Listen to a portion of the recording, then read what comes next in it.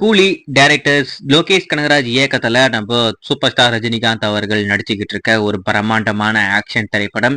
இந்த படம் standard film அப்படின்றது ஏற்கனவே லோகேஷ் கனகராஜ் அதிகாரப்பூர்வமா சொல்லியிருக்காப்ல. ஆனா இருந்தாலும் அதுக்கடுத்து ஒரு அப்டேட் என்னன்னா, இந்த படம் எல்சியூ தான், அதை மறைமுகமா வச்சிருக்காங்க அப்படின்ற மாதிரி சொல்றாங்க. அது எந்த அளவுக்கு உண்மைன்னு தெரியல.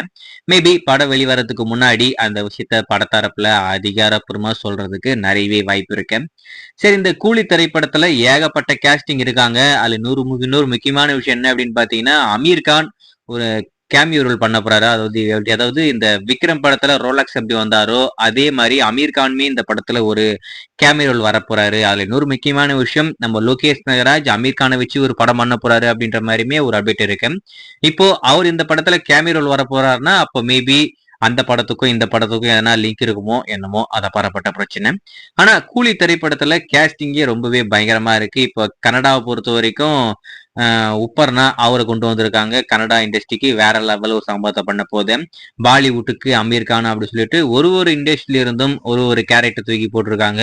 ஸோ கண்டிப்பா கூலி திரைப்படம் நம்ம சூப்பர் ஸ்டார் கெரியர்லயே ஒரு மிகப்பெரிய வெற்றி பெற போற ஒரு படமா இருக்கும். அது மட்டும் இல்லாம தமிழ் சினிமாவுடைய முதல் 1000 கோடி ரூபாய் கிளப்ல ஜாயின் ஆக போற ஒரு படமாவும் இந்த படம் இருக்கும் அப்படின்ற மாதிரி நான் எதிர்பார்க்கிறேன். ஸோ இந்த படத்துடைய ஒரு அபிஷியல் அப்டேட் நாளைக்கு ஈவினிங் 6 மணிக்கு இந்த படத்துல யாரெல்லாம் இருக்காங்க அப்படின்ற விஷயத்த அதிகாரப்பூர்வமாவே ஒரு போஸ்டரா கொண்டு வர போறாங்க. அதாவது அது அடுத்து ஒரு வாரம் கூலி வாரம் தான் டெய்லி நம்மளுக்கு அப்டேட் காத்துக்கிட்டு இருக்கேன். நாளையில இருந்து அந்த அப்டேட் எல்லாமே ஸ்டார்ட் ஆகுது. முக்கியமான கேஸ்டிங் மட்டும் அபிஷியலா சொல்லுவாங்கன்னு நினைக்கிறேன். சத்யராஜ் இருக்காரு, அதுக்கு அடுத்து பாத்தீங்கன்னா சிவகார்த்திகேயன் இருக்காரு அப்படின்ற மாதிரி சொல்றாங்க.